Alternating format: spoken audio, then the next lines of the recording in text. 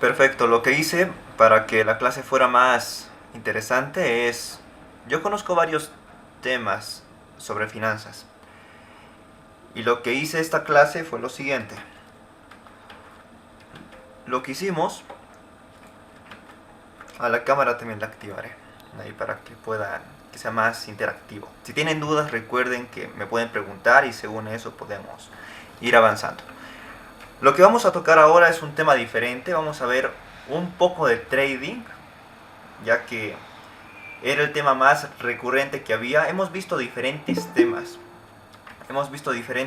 a lo largo de todos estos 2 meses. Creo que es solamente un mes y algo más de estos meses.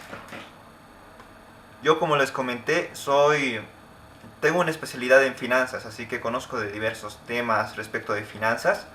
Me han explicado la parte normativa, la parte regulatoria y la parte más práctica. Vamos a intentar tocar un poco de todo lo que ustedes me han dicho en las sugerencias para la clase de hoy. Eso lo he tomado en cuenta para dar la clase de hoy. Así que vamos a esto. Como les dije, son 2 clases más y con eso se acaba todo el curso de finanzas. Quizás retomemos esto mucho después, va a haber un siguiente ciclo, pero yo voy a dar otra materia, ya no finanzas. Va a ser tal vez micro, tal vez macro, tal vez econometría. Econometría la tengo un poco más dominada porque fui auxiliar de econometría en la universidad, así que tuve que repasar y estudiar temas econométricos, ya sea cómo se hace la especificación de variables y otra serie de temas. Eso lo vamos a ver más adelante, quizá de econometría más adelante. Vamos a repasar esto de divisas. Primero, ¿qué es una divisa? Vamos a tocar estos temas. Ustedes se van a ir dando cuenta cuál es la complementariedad que tiene cada uno de estos. Vamos a ver primero qué es una divisa. ¿Alguno se acuerda qué es una divisa? Aquí tengo el concepto, la definición y todo eso. Aquí tenemos diferentes monedas. Tenemos el dólar, tenemos la moneda de Londres, la libra esterlina, tenemos también la moneda de China, si no veo mal, el euro también. Y podemos definir a la divisa como lo siguiente. ¿La divisa qué es? Una divisa es toda moneda extranjera, es decir, monedas no oficiales distintas de la moneda legal en el propio país. Eso dice Pedrosa en el año 2016. Eso es una divisa. Es decir, monedas... disculpen. Aquí ha pasado una... Ya. Es decir, las divisas son monedas extranjeras, diferentes a la moneda local. Vamos a manejar estas definiciones, moneda local y moneda extranjera. Algo sencillo, simple de entender. Estas divisas son consideradas activos, recuerden, activos. Es algo que fuimos viendo a lo largo del tiempo, que estos son considerados activos y la divisa es considerada un activo. Espero que alguien se esté dando cuenta de qué mercado vamos a hablar más adelante, pero ya, la divisa es considerada un activo. ¿Por qué? Porque es dinero de otros países y posee valor. Recordemos eso. Además de esto, vamos a relacionar a las divisas, tienen un vínculo muy fuerte con el tipo de cambio. La divisa, tú tienes ahí una moneda extranjera y tienes tu moneda local. Pero para que ambas interactúen, entra en juego un tercer jugador, que se llama tipo de cambio. Cualquier duda o pregunta que tengan, pueden cortarme, pueden mandar un mensajito y les contesto sin ningún problema. Estamos ahora con el tipo de cambio. ¿Qué cosa es el tipo de cambio? Y aquí tenemos la interacción entre la divisa, la moneda extranjera y la moneda local. Y es lo siguiente. Tipo de cambio es la relación entre el valor. Y aquí dice moneda extranjera, lo que estamos hablando de la divisa, entre una divisa y otra nacional, una moneda local. Además de esto, el tipo de cambio tiene sus diferentes clasificaciones. Esto lo quería explicar, pero es un poco largo, así que lo vamos solamente a mencionar. Tiene la categoría que puede ser nominal o real, y ahí entra también la paridad de poder adquisitivo y demás. El tipo de cambio nominal, tipo de cambio real. Tipo de cambio puede ser variable o fijo. También existen regímenes cambiarios que podemos tocar eso mucho más adelante si ustedes desean. También tenemos que su variación depende a la demanda, la oferta, la inflación y otro tipo de factores. Recordemos que si nosotros tenemos una divisa, necesitamos información para tomar alguna decisión respecto a esta divisa. El dólar es una moneda refugio por excelencia, es decir, ocurre alguna crisis en tu país y todo el mundo va a ir al banco para conseguir dólares. Y eso se basa en la confianza que tienen las personas en el dólar. Las monedas funcionan en base a la confianza que se maneja. Y también en base a los recursos que estén detrás. Por eso no se puede no se puede imprimir dinero de manera alocada si no existe una base en la producción para que se pueda imprimir este dinero, porque si no se genera inflación. Un concepto que lo vamos a repasar más adelante. Esta divisa nos sirve para transacciones de bienes, capitales y servicios. También pueden ser de bienes de capital, eso lo vamos a ver también más adelante, y los servicios, que son los bienes no transables. Y afecta a los precios relativos entre países. Estas divisas afectan a los precios relativos entre países. Ahí tenemos diferentes países que tienen sus relaciones. Generalmente lo que hacemos en Latinoamérica es nos medimos con el dólar. Decimos, ¿cómo está mi moneda respecto al dólar? El boliviano, el euro, el boliviano, el sol y diferentes monedas a nivel América Latina. ¿Cómo está mi moneda local frente al dólar? El euro es una moneda, el euro y dólar es el par que más se utiliza cuando se quiere operar. Eso lo vamos a ver un poco más adelante. Es decir, nosotros localmente nos manejamos así. O cuando tú viajas a otro país, tú dices, ya, ahora, ¿qué hago con mi dinero? Es mejor, y esta pregunta cuando nosotros viajamos siempre la hacemos. ¿Qué es mejor? Digamos que vamos a ir a Estados Unidos para que el ejemplo sea más fácil. ¿Qué es mejor? ¿Tener mi moneda local y comprar dólares en mi país? ¿O ir a Estados Unidos y comprar dólares allá? ¿Dónde mi moneda valdrá más? ¿En mi país o en Estados Unidos? Y aquí entran en juego los librecambistas, que ellos ganan operando de esa forma. Ganan centavos, ganan pequeñas porciones de dinero, que es la diferencia entre el tipo de cambio de uno y de otra moneda. Y de esta forma ellos operan y ganan esos centavos. De esta forma ellos se mueven. En sí los librecambistas, las personas que están en las casas de cambio, ganan de esa forma, por esas pequeñas diferencias. ¿Qué es un precio relativo? Vamos a recordar que es un precio relativo, es algo que ya hemos hablado en la lámina anterior. Y aquí dice, un precio relativo es el precio de un bien expresado en términos de otro bien. Aquí tenemos agua y pan. El precio relativo del agua el precio del agua sobre el precio del pan. Eso es el precio relativo del agua y pan. Aquí tenemos el ejemplo que está con cantidades para que se entienda mejor. El precio de un kilo de pan, aquí tenemos un kilo de pan, no sé si en Latinoamérica se comprará por kilos o cómo será la forma de compra. Supongamos que todos compramos el pan por kilo.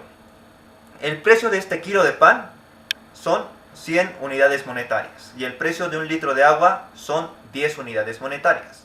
Entonces hacemos una división. Queremos saber el precio relativo del pan y el litro de agua. El precio relativo del kilo de pan respecto al litro de agua es la división. Tenemos 100 entre 10 y sería 10. ¿Y qué es este precio relativo? ¿Para qué nos sirve? En microeconomía se lo ve mucho. En sí es la cuantificación del costo de oportunidad. Es algo que ya hemos visto hace clases anteriores. Espero que se acuerden de esa clase. Matemáticamente es esta la fórmula. Aquí dice precio relativo del bien A con respecto del bien B es igual precio de A dividido entre precio de B. ¿Y qué les dije que es esto? El costo de oportunidad.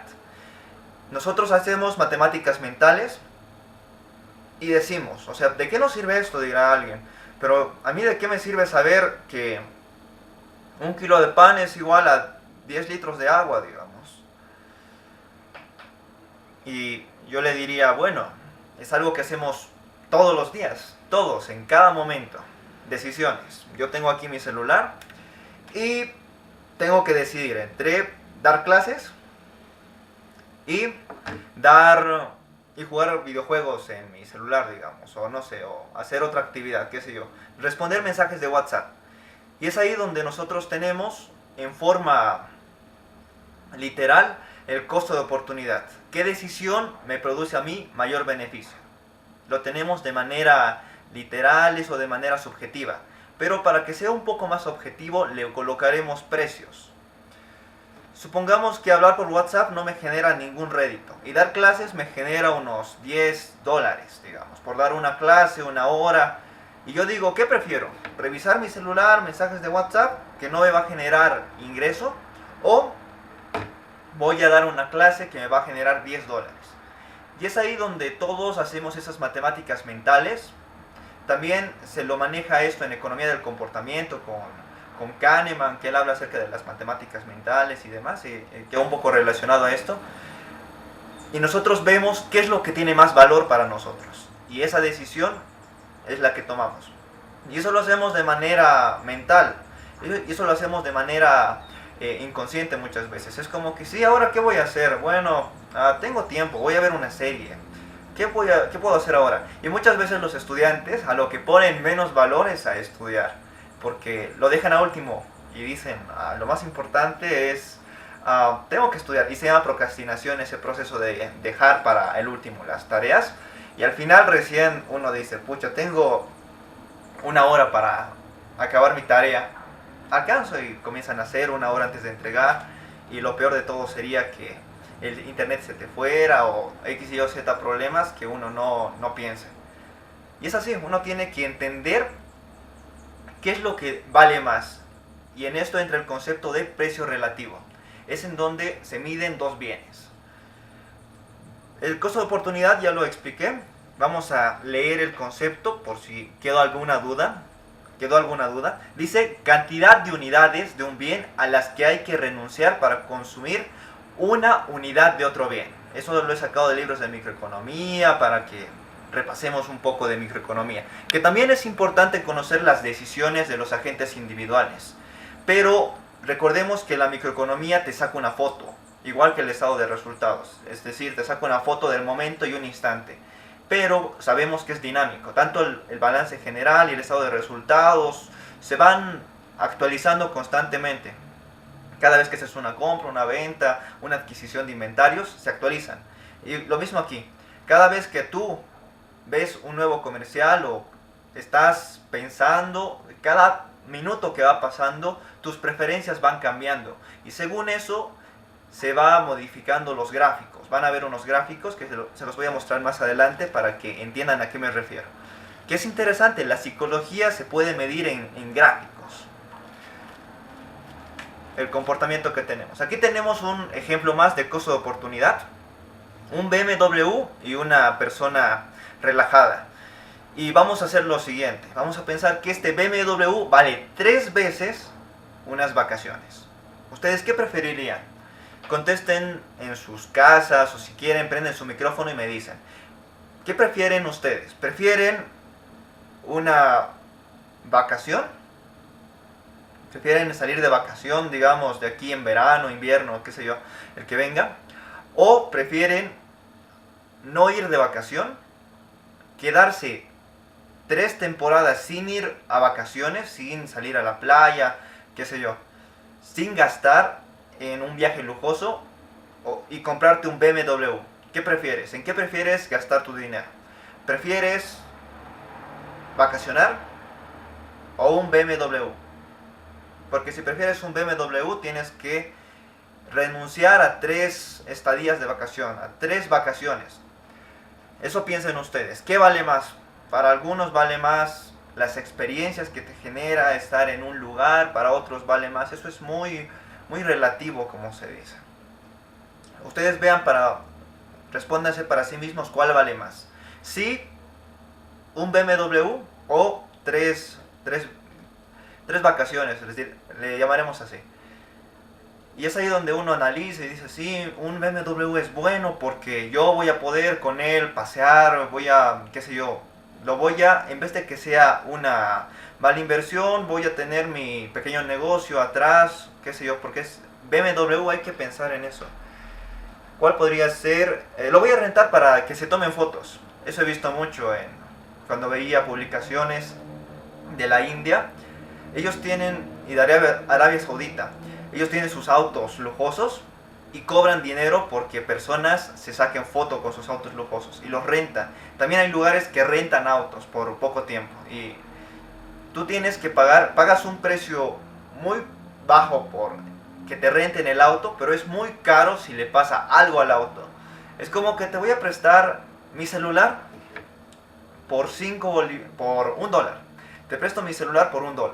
Pero si tiene alguna rajadura, alguna raspadura, todo eso, tú me debes $999. Si tiene algún desperfecto. Y está ahí el negocio. Porque si eres una persona que cuida bien el auto y todo eso, das un paseo, muy bien, el costo es mínimo. Pero si eres una persona que es nerviosa, qué sé yo, está muy emocionado y le hace una rajadura o un descuido tuyo, lo dejas estacionado el auto, alguien viene y lo raya, está ahí donde tú tienes que pagar esa cantidad. Y es ahí donde también están las decisiones de cada uno. Hay muchos factores también que son exógenos a nuestro comportamiento, exógenos a nosotros, y son variables que, como vienen de afuera, son incontrolables. Vamos a recordar esto de los precios relativos y la inflación. Y hemos visto que la inflación es el incremento generalizado de los precios. ¿Alguien tiene alguna duda respecto a la inflación? Porque la inflación es como una cadenita. Es una serie de servicios que son servicios y bienes producidos, y es una cadena de valor que se va generando. Es decir, puede comenzar en un agricultor que cultiva trigo. El agricultor que cultiva trigo vende su trigo ¿a quién? A una persona, a una empresa que va a producir este trigo y lo va a volver en harina. Y esta persona que tiene la harina lo va a vender a un panadero. Y este panadero va a elaborar panes o otro tipo de masas, digamos. Y estos panes van a ser comercializados en el mercado. Pero ¿qué pasaría si existe una inundación? El primero de esta cadena de valor, el agricultor, va a tener pérdidas. Y en el país van a tener que importar o buscar otra forma o incrementar el precio directamente. Pero primero se busca siempre formas para regular el precio. Van a tener que importar trigo de otro lado, van a tener que buscar alguna forma de que el precio se regule. Y en el peor de los casos en que esto no se da, el precio, debido a la escasez, porque no existe trigo, va a subir. Las personas que manejan trigo van a decir, no hay personas que cosechen trigo. Las personas que estén haciendo la harina van a decir, no hay personas que cosechen trigo, entonces la harina va a escasear. Lo que yo puedo hacer es especular con esto. Eso también está prohibido en ciertos países, pero ellos van a decir, bueno, la harina, como es un bien no perecedero, lo vamos a guardar y vamos de paso a impulsar a que este proceso inflacionario se dé. Entonces el panadero va a buscar harina y le van a decir, no hay. Y lo que se va a generar es un incremento de los precios por la escasez. Y esto es un doble efecto que se está dando. Y el panadero, ¿qué va a exigir? Un incremento del precio en el pan. Y es eso, de esa forma funciona la inflación. Ahora vamos a intentar mezclarlo, el tema de precios relativos y la inflación. Y también para la inflación se utiliza el IPC. Ya hemos visto índices en clases anteriores. Quería enseñarles el índice de Paget, el índice de las Pérez y demás.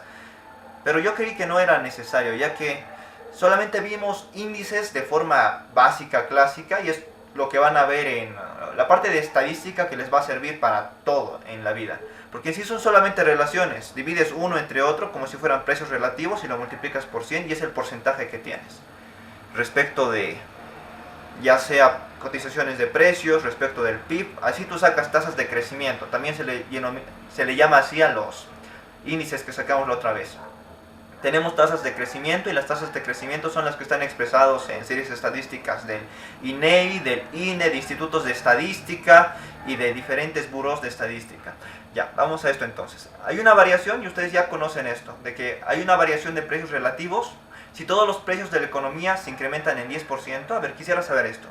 ¿Existe una variación de precios relativos, es decir, del pan y del agua, si todos se incrementan en 10%? En este ejemplo el que teníamos, del trigo, la harina y el panadero, todos sus precios van a incrementar en 10%. Incrementa el precio del trigo en 10%, $1 más, digamos, incrementa el precio de la harina en 10%, igual $1 más, y el pan igual $1 más. Supongamos que este ejemplo se da, es muy hipotético. ¿Existirá inflación en ese caso? ¿En que todo incremente en el mismo porcentaje?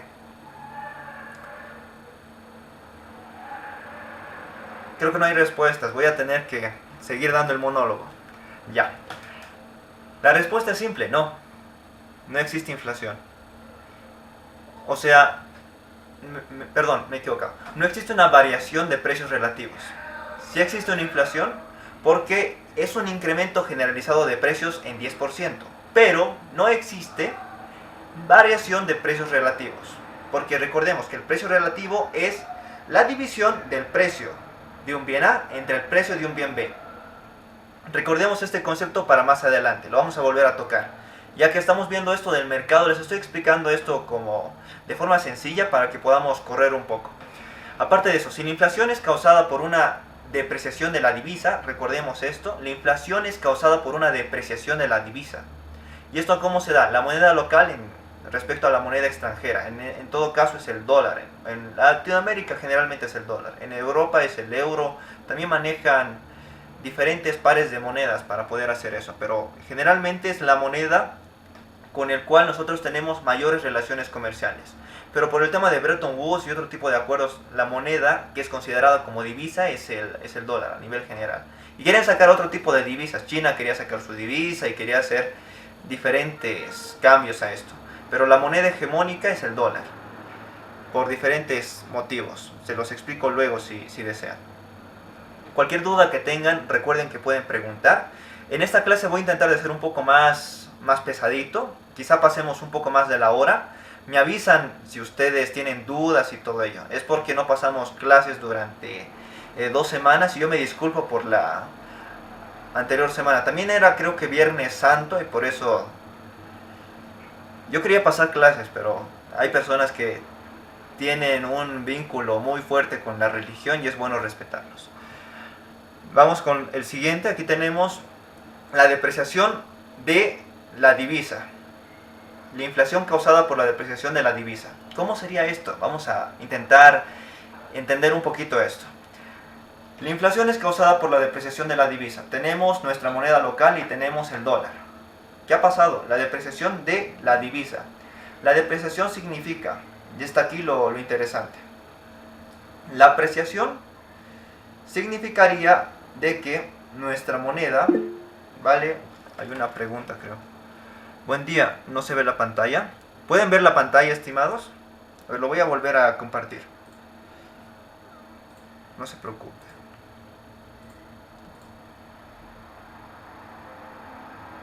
Ya, vamos a volver a compartir la pantalla para los que no pueden ver. A veces sucede cuando alguien ingresa y no puedes compartirla. Cuando una persona nueva ingresa, a veces no se muestra la pantalla. Ya, vamos a esto, vamos a continuar con esto. Este caso, inflación causada por depreciación de la divisa. ¿Cómo se puede dar esta inflación? Y aquí tenemos el ejemplo. Los precios de los bienes transables aumentan más que los precios de los bienes no transables. Eso lo vamos a ver un poco en la siguiente lámina. Esta inflación es causada por la depreciación de la divisa. Nosotros tenemos dos términos que son apreciación y depreciación. Y estos términos son especiales, los llamaremos así. Una apreciación de nuestra moneda respecto al dólar, una apreciación de la moneda respecto al dólar, es que tú con tu moneda puedes adquirir más dólares. Con tu moneda incrementó su valor y puedes adquirir más dólares con tu moneda, con la misma moneda. Es decir, una apreciación de tu moneda respecto al dólar, con un boliviano o un sol, tú puedes adquirir más dólares. Y una depreciación es al contrario, es decir, que el dólar se encarece.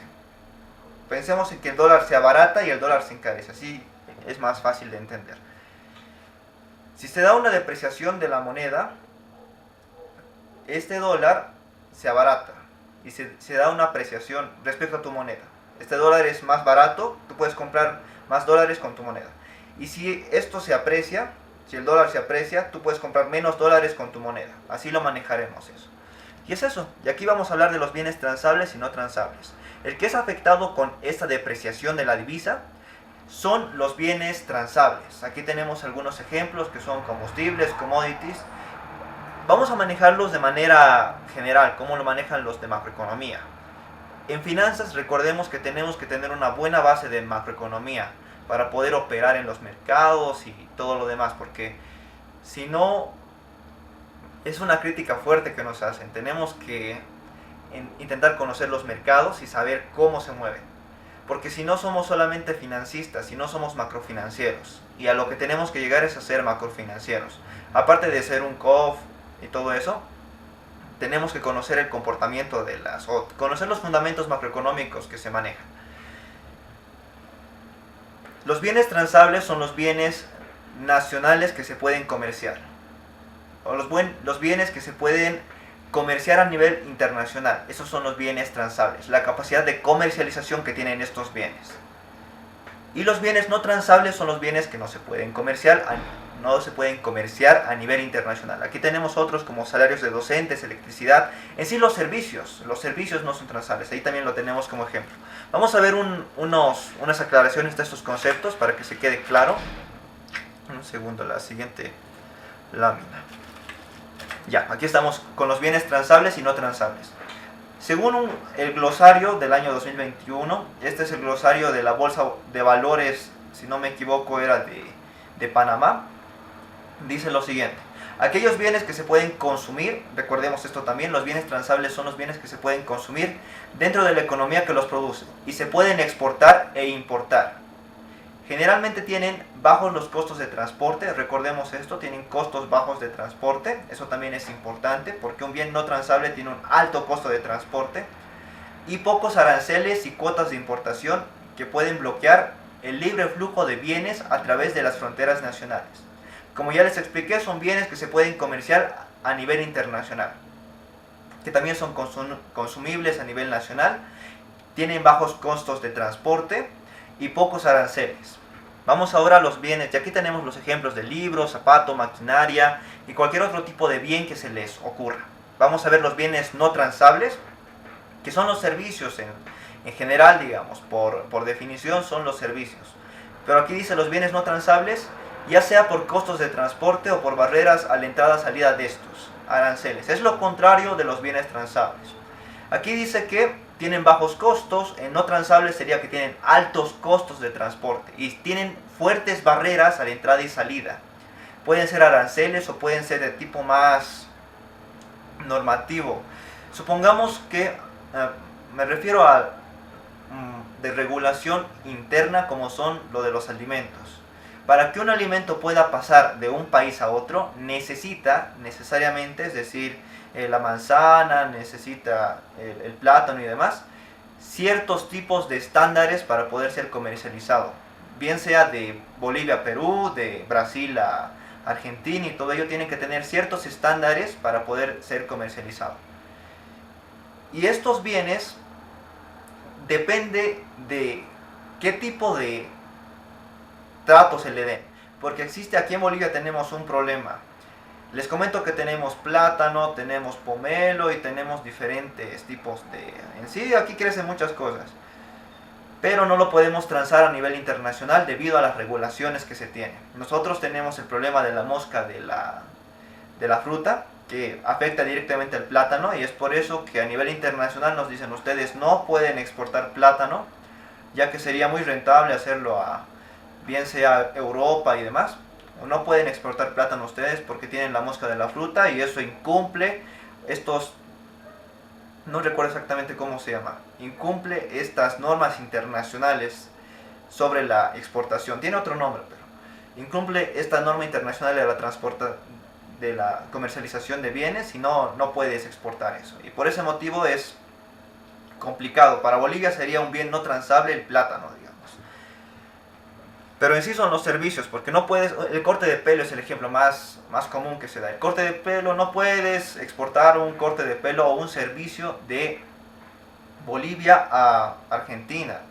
Y es ahí donde yo me puse a pensar, pero ¿será verdad o no? Porque se puede quizá dar un curso a nivel internacional, y es ahí donde está también la parte que uno se tiene que cuestionar.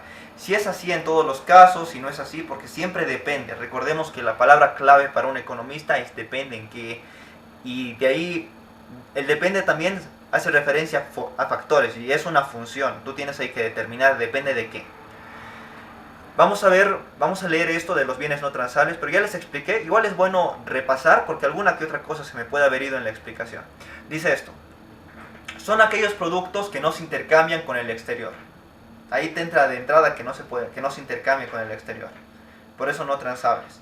Solo pueden consumirse dentro de la economía en que se producen. Eso recordemos también. Ambos se pueden consumir en la economía en la que se producen. No pueden importarse ni exportarse. Recordemos eso, por eso no son transables. Lo transable y no transable hace referencia al comercio internacional. Ojo ahí. Su presencia afecta a la determinación de precios, la estructura de la producción y efectos de la política macroeconómica. Recordemos eso también, los bienes no transables y transables. Como ya decíamos, una depreciación del dólar respecto a la moneda local afecta más a los bienes transables que los no transables. No, aquí está. Sí. Aumentan más, exactamente, aumenta más los precios de los bienes transables que los precios de los no transables. Recordemos eso también. Algunos detalles de eso hay que saberlos con exactitud. Esto es aquí dice ahora el servicio a las viviendas. Como ya les dije, servicios es por excelencia los bienes no transables. Se caracteriza por eso. Pues estas se constituyen en un país dado. No, o sea, no puedes exportar una casa, no puedes exportar un servicio de un docente, porque los costos de transacción, o como los Simpsons, ustedes creen que se puede, no sé, mover las casas en camionetas y todo ello. Como les digo, también es súper relativo, aquí depende mucho, hay que ser muy imaginativo para poder saltarse estas reglas, digamos. Y así exista más demanda por ellas en otro lugar del mundo. Una casa no podrá ser exportada o enviada al exterior. Bienes, enciclopedia. Es decir, un camper sí podría porque es denominado casa, pero ahí es donde depende. Pero en sí, esos son los bienes transables y no transables, de forma teórica. Otro tipo de bienes, vamos a repasar esto también, los bienes complementarios, sustitutos, porque es necesario para poder operar. Cuando nosotros operamos en el mercado, bien sea, es decir, tú vas al mercado y vas y quieres comprar algo, hay principios que, igual cuando operas en mercados financieros, se cumplen y tenemos que conocerlos, al menos conocerlos y saber, sí es esto, bien complementario, bien sustituto. Un complemento, un bien complementario es un complemento a otro bien, es decir, un bien que funciona con otro. Tenemos carros y gasolina. Un bien sustituto es un bien que tiene la misma demanda, y esto sí hay que leerlo. No, el bien complementario, recordemos que la demanda de este bien afecta a la demanda del otro bien, es decir, si se reduce la demanda de carros, se reduce la demanda de gasolina. Se incrementa la demanda de carros, se incrementa la demanda de gasolina. En los mercados sucede de forma similar. Pero ahí tenemos que entender nosotros cuáles son los bienes complementarios a cada acción. Tenemos que entender, por decir algo, qué va a afectar a Apple. Primero hay que analizar Apple, a qué se dedica. Vende servicios de telecomunicaciones, vende aparatos electrónicos, como celulares, digamos. ¿Cuál es el negocio principal que tienen? ¿Dónde generan más ingresos Apple? Supongamos que es en la venta de iPhones. Y ahora vamos a intentar buscar un bien complementario al iPhone. ¿Cuáles pueden ser? Los audífonos, los cargadores. O también para la producción del iPhone. Un bien para la producción del iPhone, digamos que hay una cadena de valor igual a nivel internacional, y en un país, digamos que en Taiwán se produce la batería de litio del iPhone, y en otro país se produce la carcasa. Si en el país donde se produce la batería de litio del iPhone hay una guerra, hay un problema con el presidente, hay un cambio social, eso va a afectar directamente al precio del iPhone y se va a incrementar un poco más debido al problema que se maneja dentro de esta economía. O directamente van a tener que buscar otro proveedor que les va a cobrar mucho más. Y eso va a afectar directamente al precio del bien final, que es el iPhone. Y esto también va a afectar a la cotización de la acción. Eso tenemos que tener en cuenta. Y tenemos que buscar estos bienes complementarios que afecten al precio de la acción. Los carros y la gasolina, digamos, eso también va relacionado porque existe el mercado de las commodities, de donde está la gasolina, y los carros puede ser una persona que esté vendiendo carros. Y es ahí donde tú tienes que ver cuál depende de cuál. La gasolina de los carros o los carros de la gasolina. Y ahí haces tus series econométricas, todo ello. Pero tú tienes que, primero la intuición. Antes que nada, siempre está la intuición. Y en base a ello tú tienes que determinar cuál determina cuál. Porque existen en econometría formas de determinar eso en sí, pero yo les diría que por ahora no las utilicen. Si no me equivoco, era causalidad de Granger. Se llama causalidad de Granger para determinar cuál determina cuál. Yo les sugeriría utilizarlo mucho más adelante. Una vez que tengan un poco más de conocimiento de econometría, o si ya conocen econometría, vayan jugando con eso. Pero por ahora es mejor capacitarse en eso de econometría. Es series de tiempo. Causalidad de Granger te ayuda a determinar cuál serie determina cuál. ¿Cuál fue primero?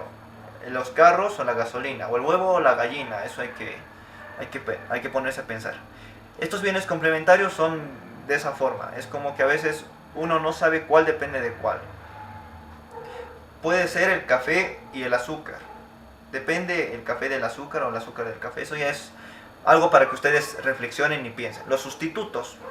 Vamos a hablar otra vez en términos de demanda. ¿Qué ocurre con un sustituto? Si el precio de un bien incrementa, el precio de su sustituto, mejor dicho, su demanda de este bien se reduce. Si su precio aumenta, su demanda se reduce.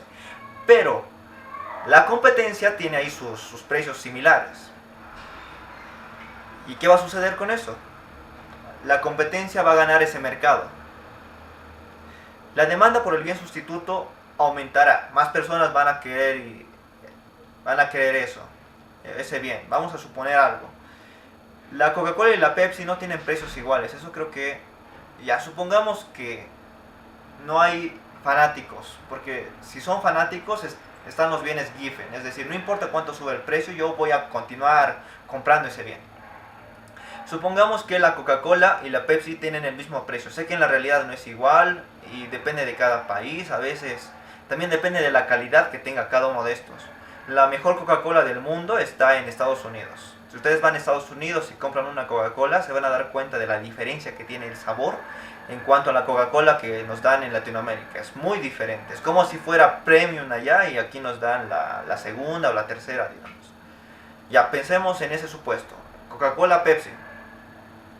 El precio de la Coca-Cola aumenta de $1 a $2.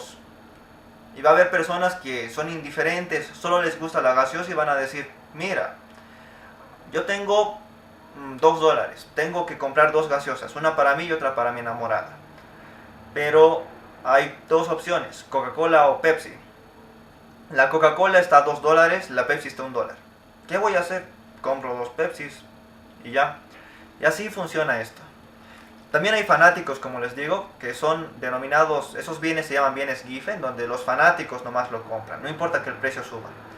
También hace referencia de los bienes Giffen al arroz y los chinos. Los chinos, no importa que el precio del arroz suba, ellos van a seguir comprando arroz. Hay otro tipo de bienes que son bienes para fanáticos. Y es ahí es más sencillo ese concepto. Un bien Giffen es un bien para un fanático, de un bien o servicio. Que no importa qué tan caro esté, lo van a seguir consumiendo. Aquí hay otro tipo de bienes de consumo. Son bienes que no buscan producir otros bienes o servicios. Se utilizan para satisfacer necesidades específicas del último consumidor. Es decir, son bienes finales. Aquí tenemos durables, no durables, y luego tenemos los bienes de capital.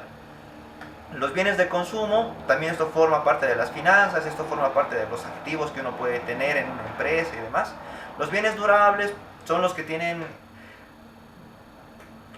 como lo dice, digamos, tienen amplia duración. También lo vimos en contabilidad, esto del tipo de activos, activo fijo, activo circulante y demás. Eso también hay que relacionar un poco y hay que intentar que ambos cuadren, porque tanto la economía como con la contabilidad no están tan peleadas. Hay ciertos temas en contabilidad que no se ven en economía. Por ejemplo, los indicadores que se manejan, eso sí es algo de cuidado. Hay que tener mucho tino, mucho fino para poder entender los indicadores. Uno piensa que son divisiones, pero no es así, porque tienes primero que entender a qué se dedica tu negocio y en base a eso hacer los indicadores correspondientes. Ya, estos son los bienes durables que tienen larga vida, bienes no durables tienen corta vida. De capital, aquí es lo importante. Un bien de capital es un bien que produce otro bien, en palabras simples. Y aquí lo vamos a leer lo que dice, que el concepto es un poco más de lo que les dije. Dice lo siguiente: son bienes que contribuyen a la producción de otros bienes, es decir, un bien que produce otro bien. Satisfacen necesidades indirectamente. Maquinaria, un bien de capital, por definición es maquinaria. Bienes públicos, y aquí vamos a ver un poco de esto de contabilidad. ¿Cómo me dijeron? Querían finanzas públicas. Vamos a ver un poquito de esto de finanzas públicas. En sí, las finanzas públicas es otra área y es muy diferente porque se ve el presupuesto, se ve el tema de déficit fiscal, superávit fiscal, o déficit en cuenta pública, mejor dicho, y superávit en cuenta pública. Y es ahí donde uno tiene que analizar eso, pero es diferente eso de las finanzas públicas, porque tienen un presupuesto general y en base a ese presupuesto general se van determinando en qué se va a invertir, se priorizan sectores, dicen ya el sector que... Y es lo mismo que hacemos nosotros, solo que a nivel país. Una persona en finanzas ahí dice, ya interesante, ahora qué podemos hacer. Creo que el sector, y la verdad hay que tener mucho cuidado con eso, porque hay que ver en qué lugares invertir. Es lo mismo que les expliqué, toman decisiones respecto a dónde invertir, y hacen un presupuesto, pero es a nivel país, la dimensión es diferente, y el grado de complejidad también es diferente. Cada país se maneja diferentes zonas programáticas, y también se manejan diferentes cuentas. Tiene otro nombre, se manejan diferentes... Se me acaba de ir el nombre de la clasificación de cuentas, algo así se llama. Clasificación... Se me acaba de ir el nombre. El nombre de las cuentas. En sí lo que les quiero decir es, todos los países tienen su clasificación de cuentas para poder realizar operaciones a nivel internacional y a nivel interno. También existe una materia que se llama cuentas nacionales. Eso también existe, pero es un poco diferente a las finanzas públicas. En sí son complementarias, pero las finanzas públicas se encargan de la asignación eficiente del ingreso que tú tienes mediante ya sea diferentes fuentes y demás. Creo que el tema es para otra sesión, me voy a alargar con eso y hasta ahí lo dejamos. Vamos a ver un poco de los bienes públicos. ¿Qué es un bien público? Los bienes públicos, esto es un poco más pesadito. Para los que conozcan esto de economía, saben que la parte de... Es diferente la teoría monetaria de la teoría fiscal y la política monetaria de la política fiscal. Ahora estamos viendo la parte de política fiscal y economía fiscal en general. Aquí dice que los bienes públicos, esto se ve en economía fiscal. Un bien público son aquellos que pertenecen a una población. Puede ser un parque, un bien público, y no a alguien en particular. Eso se diferencia de un bien privado. Un bien privado puede ser tu casa, porque tú has pagado por el bien privado, y es ahí donde también se diferencian entre proyectos públicos y proyectos privados. ¿A quién quieres beneficiar? Y es ahí donde también está la discusión entre un proyecto público es un proyecto privado, o puede ser un proyecto privado. Es decir, un parque de diversiones es un proyecto privado o es un proyecto público. Y es ahí donde uno se pone a preguntar, ¿es un proyecto? Yo creo que es un proyecto, no sé la verdad, ¿es un proyecto privado? ¿Un proyecto privado es un proyecto público? ¿Un parque de diversiones es un proyecto público? Pero ellos generan ingresos, pero es para el beneficio de todos. Pero ahí está el diferenciador, el dinero. Tú tienes que pagar para poder acceder. Y es ahí donde deja de ser un parque de diversiones un bien público, porque un bien público tú lo puedes disfrutar y no importa cuántas personas estén en tu parque, tú puedes disfrutar de ese bien. Y es así. Y aquí dice, un bien público es aquel que no es rival, o sea, cualquiera puede estar ahí, nadie se pelea, digamos. No es como que venga alguien y diga, este es mi parque y no puedes estar aquí y te vota. Por eso es no rival y es no excluyente, todos pueden estar en el parque. Actualmente no por las condiciones de sanidad y demás, pero es así. Y aquí dice, ¿qué quiere decir esto? Ya les expliqué, pero lo vamos a volver a leer para que se quede en la cabeza. A mí me gusta repasar los conceptos para que de esta forma se quede en sus cabezas. Al menos aprendan algo y digan, sí, aprendí esto, se quedó esto en mi cabeza. Lo importante es explicar algo de diferentes formas. ¿Qué quiere decir esto? Un bien no rival es cuando el uso de este por una persona en particular no perjudica al resto de personas. Ya les expliqué eso. Y no excluyente quiere decir que todos deben disfrutar de este bien. O sea, no se puede excluir a nadie de usarlo o tenerlo. Ya les expliqué eso también. Hace referencia a, y aquí entra la parte dura de economía fiscal. Se llama teoremas fundamentales del bienestar. Y es ahí donde uno tendría que repasar la economía del bienestar y diferentes conceptos, ya que hay grafiquitos y todo eso. Los grafiquitos, van a disculpar, no pude sacarlos. Hay gráficos para bienes públicos, hay gráficos para todo esto. En sí todos son gráficos. En economía van a ver un gráfico común y un gráfico de... ¿cómo se llaman estos gráficos? Un gráfico del primer cuadrante, digamos, con ordenadas y con abscisas, y es lo que van a ver toda la vida en economía. Y no los pude sacar, van a disculpar por eso. Aquí están los teoremas fundamentales del bienestar, que son estos dos. Solamente los vamos a mencionar y a qué se refieren, y eso es todo. Porque es mucho más largo esto de economía del bienestar. Hay que repasar. Primero se parte en esto, economía del bienestar, teoremas fundamentales del bienestar. Luego tenemos que entender qué es bienestar. Y de ahí parte Amartya Sen acerca de qué es desarrollo y otro tipo de puntos que se tocan que no vienen al caso. Pero les explico para que ustedes puedan buscar por su cuenta y de paso indagar. Un segundo. Sí, está bien. Aún tenemos tiempo. Ya. Estos teoremas fundamentales del bienestar son los siguientes. Son dos. El primero dice: todo equilibrio competitivo corresponde a un óptimo de Pareto. Asignación de recursos eficiente. Y el segundo dice: es posible obtener cualquier asignación de recursos que sea un óptimo de Pareto a través del mercado competitivo. Y esto lo extraje de Paul Nicole Roldan 2016. Primero, algo que me olvidé colocar es qué es un óptimo de Pareto, porque me di cuenta que cuando voy hablando con personas que quizá no conozcan de términos económicos o alguna vez o lo han escuchado y nunca lo han vuelto a ver, se te olvida. Óptimo de Pareto es decir que todos obtienen lo que les corresponde. Pensemos en esto. Yo tengo pasteles, yo tengo muchos pasteles. Un óptimo de Pareto sería: yo tengo 20 pasteles para 20 niños. A cada uno le corresponde un pastel. Y uno de ellos no puede quitarle el pastel al otro.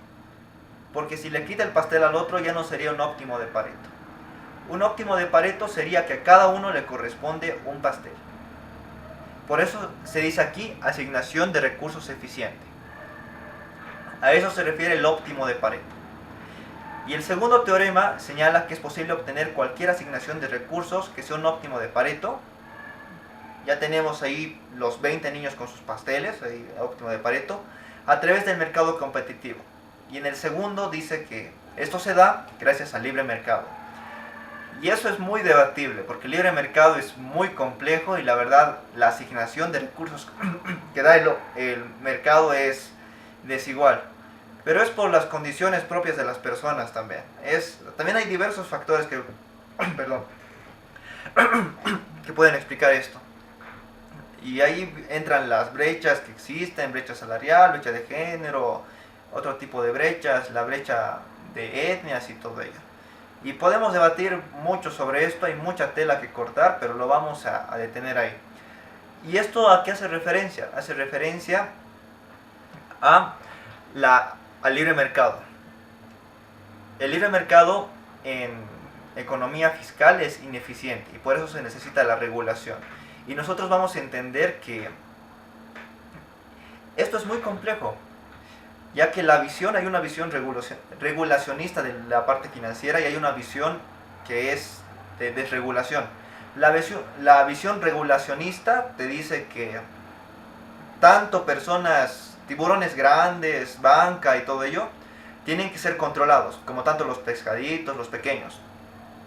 Y la visión desregulacionista es como que sí, todos tienen que desregularse y todos se benefician de esa desregulación.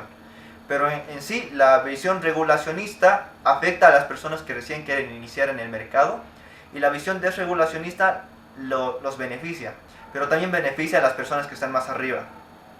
Y el problema de la desregulación ha sido las crisis financieras que hemos visto actualmente. Por eso es importante conocer sobre el mercado financiero y estar en medio de estas, saber jugar con las reglas de juego regulacionistas, es decir, conocer la parte de Basilea y lo que te pide, el CAP, los coeficientes de capital, las diferentes, lo que te pide Basilea, digamos, el riesgo de crédito, los requerimientos de Basilea, conocerlos bien y con esas reglas de juego jugar en el mercado. Ya que en cierta parte nos están cubriendo, nos están protegiendo, pero por otro lado también nos están perjudicando, por el lado de las ganancias. Lo vamos a entender más adelante tal vez, porque mientras el mercado más regulado esté, las ganancias son mínimas. Eso quiero que lo recuerden. Mientras el mercado esté más desregulado, las ganancias aumentan. Es una relación que se van a dar cuenta cuando vayan leyendo. Y en la parte, cuando vayan operando también, yo les sugeriría que primero aprendan. Aquí vamos a intentar aprender un poco de estos mercados, lo poco que sé. Tengo amigos que sí operan en Forex y demás, y alguna vez me han intentado enseñar. El tema es meterse a la cancha. En trading, en Forex, es meterse a la cancha. Eso lo vamos a ver un poquito más adelante. Bienes normales, ¿qué son? Y los bienes inferiores. Un bien normal, algo simple. Estos dos tienen relación con el ingreso. Un bien normal es el que compras en mayor cantidad si tu ingreso aumenta. Y un bien inferior es aquello cuyo consumo bajas si el ingreso aumenta. En el primero es que tú compras más si tienes más dinero, un bien normal. Y un bien inferior es que tú ya no lo compras si tienes más dinero. Es decir, tú cambias la calidad en un bien inferior. Tú antes consumías, qué sé yo, una carne de... a ver, vamos a pensar en algo que tenga calidades y escalas de Likert. Tú tenías una leche, digamos, tú tenías leche de tipo B. Te pagan más dinero y ahora consumes la leche calidad premium, tipo A, digamos, la mejor. La siguiente, evolución de los precios relativos. Vamos a recordar esto de la evolución de los precios relativos. Primero, partimos del supuesto de competencia perfecta, y es aquí donde quiero que entiendan que este supuesto de competencia perfecta en el mercado es, como les digo, es bien debatible, porque unos dicen que no existe, otros dicen que está ahí intrínseco. Y para aprender finanzas, lo que me han recomendado mucho es que entienda el pensamiento austriaco. Los austriacos tienen al menos una buena idea de cómo funciona el mercado financiero, y eso sería bueno también que ustedes vayan investigando y leyendo. Yo voy a ver si de alguna forma puedo rescatar lo más importante del mercado, del pensamiento austriaco, para poder enseñarles, y estoy todavía en eso, estoy todavía leyendo y viendo alguna parte que les ayude, pero por ahora no encontré lo sustancial, digamos. Pero en sí, yo les invitaría a que vayan familiarizándose con literatura austriaca. De esa forma van a entender un poco de cómo ellos piensan que funciona el mercado. Es así como se da cuando operas en trading. Es decir, cuando el mercado está súper desregulado es donde ganas más. Y es ahí donde funcionan las ideas de los austriacos. Aunque se van a dar cuenta cuando ustedes lean a los austriacos y estén intentando operar. Ahí se van a dar cuenta de ciertas cosas. En sí, cuando la economía está regulada, es donde funcionan los principios de los neoclásicos o los liberales y todo ello. Y si el mercado está desregulado, es donde funcionan los principios de los austriacos. Partimos de este supuesto de competencia perfecta y pensamos que los precios del mercado están en equilibrio. Eso nos dice competencia perfecta, todos están en equilibrio. Todos han encontrado su match. Como decía, si no me equivoco, había unas ecuaciones, eran muchas ecuaciones. El equilibrio paretiano, si no me equivoco. Creo que se llama así, a ver. Esto no lo recuerdo bien, lo voy a acordar. A ver, hay una serie de n ecuaciones con n incógnitas, y se supone que en competencia perfecta todas las ecuaciones, con todas las variables, encuentran su match entre precios y cantidades. Y todos tienen sus puntos de equilibrio. Y es como si fuera un señor de las subastas que diga, muy bien, vamos a subastar este cuaderno, lo vamos a subastar. O uno de mis certificados, digamos, vamos a subastar un bolígrafo. Vamos a subastar este bolígrafo, ¿quién da más?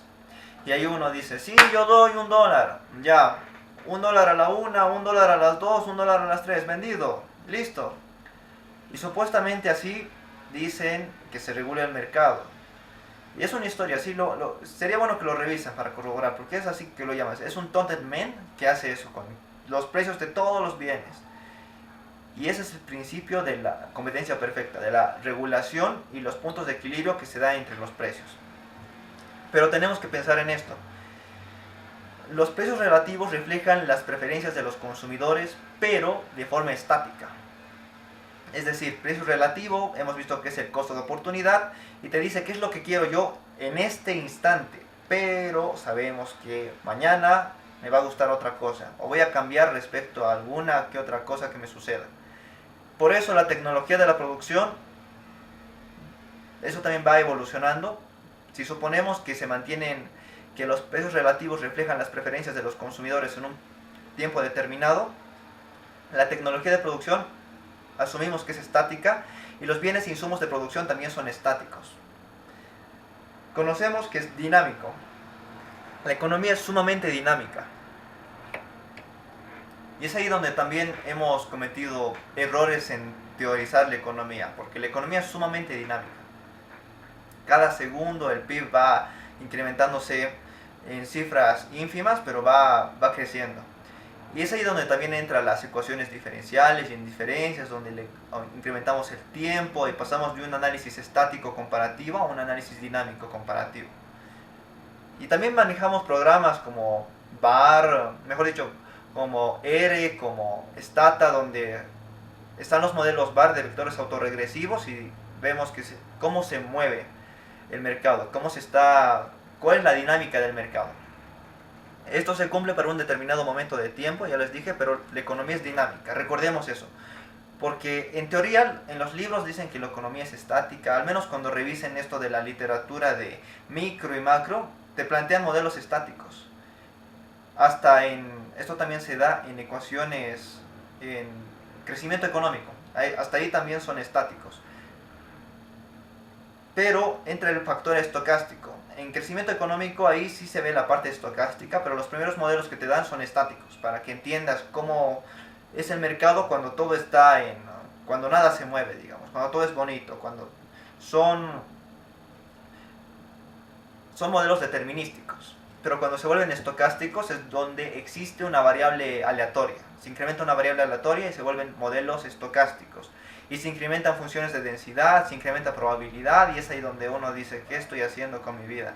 Porque entra la varianza, desviación estándar, las medidas de posición, también de eso entran los momentos, la función generadora de momentos y muchas cosas de estadística también. Y eso yo quería llevar un curso de cálculo estocástico, pero primero sería bueno dar un curso de inferencia estadística para que se entienda. Así que lo más probable es que la siguiente clase que dé, el siguiente curso que dé después de estas 2 semanas, quedan todavía, luego de estas 2 semanas más de clases, sea inferencia estadística. Y recién, luego de inferencia estadística, veamos un poco de cálculo estocástico. Porque manejar así nomás cálculo estocástico es como que pueden aprender alguna que otra cosa, pero no es recomendable. Sería mejor que sea todo un procedimiento, un proceso, digamos, de aprendizaje. Así se acuerdan algunos los conceptos de probabilidad, de inferencia, la normalización de las variables y demás. Y vamos avanzando. Prueba de hipótesis también es importante. Vamos a la siguiente. Estos son los precios relativos, cambian con el tiempo. ¿Y de qué depende que el precio relativo cambie con el tiempo? Depende y aquí tenemos estos 2 factores. Obviamente hay muchos más factores, pero solo vamos a ver estos 2. Los costes de los factores de producción y la tecnología. De eso depende el cambio de los precios relativos. Obviamente hay muchos más factores que determinan el precio, estos precios relativos, entre un bien A y un bien B, esas divisiones. Además de eso también están los objetivos empresariales. ¿Qué es lo que quiere hacer Bimbo respecto a otra empresa de panes X? ¿O qué es lo que quiere hacer Zucaritas respecto a otra empresa que produce cereales? ¿Cuáles son los objetivos que ellos tienen? ¿Quieren vender más? ¿Quieren ganar más dinero? ¿Quieren mejorar su marca? ¿Quieren posicionarse? Depende de qué es lo que desee el empresario, qué es lo que desee su junta directiva para ese entonces. ¿Quieren competir con otros? ¿Quieren, qué sé yo, innovar, probar nuevos productos y eso? Eso hay que tener muy en cuenta a la hora de realizar esto. Los objetivos empresariales también se puede aplicar esto de las finanzas porque existen diferentes empresas y antes de apostar por una acción tenemos que conocer esos objetivos empresariales. Conocer cuál es el plan anual, plan estratégico institucional, el PI, de cada uno de estos. Si no existe un PI, debe existir algún tipo de informes. También el balance de resultados nos ayuda, o la información en su página para determinar qué es lo que quiere hacer la empresa este año y cómo lo va a conseguir. Y cuáles son los medios que está teniendo. Lo importante es hacer un análisis de procesos, o sea, ver y controlar si lo está haciendo bien. Si en el caso que hemos invertido en esa acción, vamos a analizar y decir, ¿qué está haciendo esta empresa? ¿Por qué está fallando con la entrega de sus productos? Existen problemas en el país, entre dos países. Hay un conflicto de aranceles, digamos, arancelario. Supongamos China y Estados Unidos. Hay una guerra arancelaria y por ese motivo se ha detenido la producción de Huawei. Y de paso Huawei ha entrado a la lista negra de productos en Estados Unidos. Ucha, ¿qué hacemos entonces? Porque hemos invertido en Huawei, en acciones de Huawei. Wow, qué bacana. Y es algo que no sabíamos. Vamos a tener que buscar otro tipo de acciones. Y es bueno manejar esto del stop loss y todo eso, para no colocar todo el dinero en una sola cuenta. Y también, les comento esto, hablar de forma sencilla. Estoy intentando ver formas de invertir mi dinero y la diversificación siempre es importante. La diversificación es muy importante. Y eso me he dado cuenta de que en la vida real es muy difícil diversificar. Es como que cuando ves una alta tasa de rentabilidad, y es ahí donde tienes que preguntarte si piensas racionalmente o eres codicioso.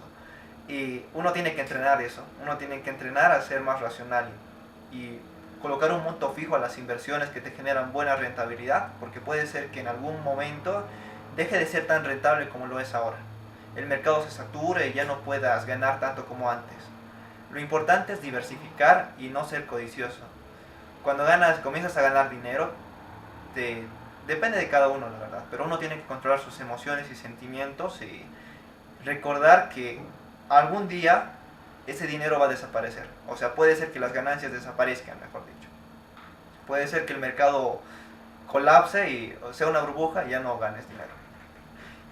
Y yo lo que les diría es, no les recomendaría operar con monedas virtuales.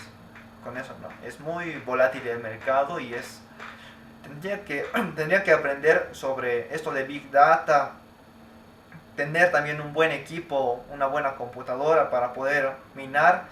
Además tendrían que hacer una serie de cosas, conocer el mercado, saber cómo opera, también cómo se extrae un Bitcoin, qué tipo de computadora se necesita. Y el problema del Bitcoin ya les expliqué antes, pero es que tú cuando operas tienes que entrar con una muy buena computadora. Existen también servicios de renta para que puedas minar con tu computadora. Hasta existe virus que minan con tu computadora y tu procesador y te lo pueden arruinar tu computadora.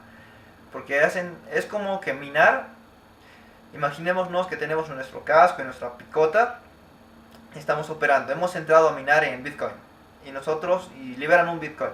Y nosotros estamos operando ahí. Y lo que pasa es que estamos ahí con nuestro casco y estamos picoteando. Picoteamos y la probabilidad de encontrar un Bitcoin es bien baja porque estamos con una picota. Pero los que ya están tiempo en esto, los que han operado durante mucho tiempo, han comenzado con una picota igual que nosotros, pero han innovado, se han ido mejorando. Y ahora ellos que tienen un tractor o tienen una máquina retroexcavadora, digamos, Y ellos están ahí con su máquina retroexcavadora y tienen más probabilidad de encontrar bitcoins. Y tú estás ahí con tu picota. Y por ese motivo no es recomendable. Tendrían ustedes que en Bitcoin realmente sería muy complejo. Sí, sería muy complejo operar en Bitcoin. Uno tendría que conocer el mercado, tendría que saber diferentes cosas y rezar por tener un Bitcoin. Vamos a lo siguiente. Estos son otros factores que dice, también se pueden modificar los precios relativos de bienes más simples, como el precio relativo del pan con respecto al agua. Ya, aquí les quería contar esto. Hay una película que se llama, es con George Clooney.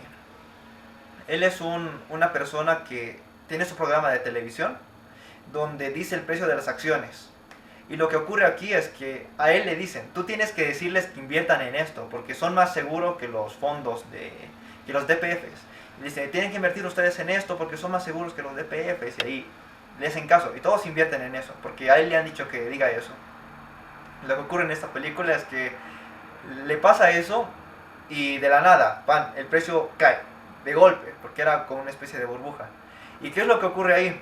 Es que eran naciones que tenían guerras, conflictos bélicos, y estaban controlados por los sindicatos. Los sindicatos han determinado que ya no iban a producir y todo eso, y por eso el precio de la cotización bajó. Y es ahí donde en esa película te muestran cómo han controlado el precio. Y el precio estaba controlado porque el del sindicato, el que era dirigente de los sindicatos, tenía acuerdos con el empresario que estaba manejando las acciones. Y hay gente ahí que se enoja. Y hay uno que se enoja tanto porque ha perdido todo su dinero, porque ha invertido sus ahorros y todo eso, que va y lo secuestra a George Clooney. Es una película interesante, sería bueno que la vean. Y ahí te muestra cómo pueden afectar, y tampoco es tan irrealista, y te muestra cómo lo hacen. Cómo pueden afectar el precio a algunas personas de manera discrecional. Aquí hay otro ejemplo más simple que dice, también se pueden modificar los precios relativos de bienes más simples, como el precio relativo del pan con respecto al agua. Como ya vimos al principio, ese es el primero que hemos visto. Por ejemplo, si una cosecha de trigo es mala, como ya les decía, una cosecha de trigo es mala, puede aumentar el precio del trigo y encarecer el precio del pan, mientras que el precio del agua se mantiene constante. Ahí tenemos el ejemplo. Ya les expliqué eso también de la cadena de valor y demás. Vamos a la siguiente. El Forex, vamos a lo que nos interesa. A ver, veremos la hora también para ver si tengo que correr o si tenemos 23 minutos. Ya, vamos a avanzar ahora a lo del Forex, porque a esto queríamos llegar. Por eso hemos hablado de las divisas, por eso hemos hablado acerca de los precios relativos. Ahora son precios relativos entre dos monedas. Hemos hablado también acerca de bienes complementarios, bienes sustitutos y demás. Es bueno conocer conocer estos fundamentos microeconómicos para poder entender un poquito. La microeconomía se basa en la racionalidad y eso es algo que no se cumple, pero la intuición, lo que te dice, es muy bueno para operar. Es muy bueno para entender el mercado. Es como que te está explicando, así funciona el mercado en general, y tú dices, qué interesante. Y tú lo compruebas y a veces se cumple, a veces no. Pero es bueno conocerlo. Son como reglas que en ciertas ocasiones no se cumplen. Pero la clave es conocerlas, porque cuando se cumplan tú puedes aprovechar que se cumplen. También conocido como FX, este mercado es el mercado de divisas o trading de divisas, lo que iniciamos al principio, divisas. La más conocida es el dólar. Aquí dice, es un mercado descentralizado, recordemos eso, y de alta liquidez, es un mercado muy líquido. La liquidez se refiere a la cualidad que tienen los líquidos, a la cualidad que tienen los...